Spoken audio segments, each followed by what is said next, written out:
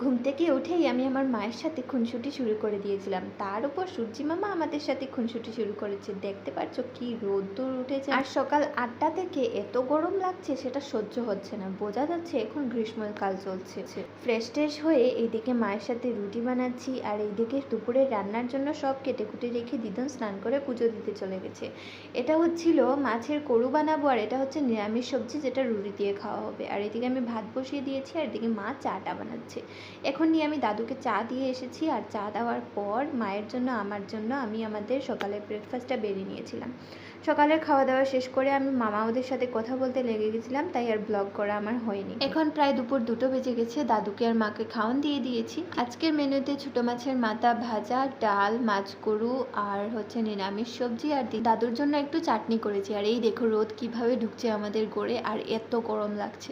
তারপর মাকে খাওয়ান দিয়ে দিয়েছি। মাকে খাওয়ান দেওয়ার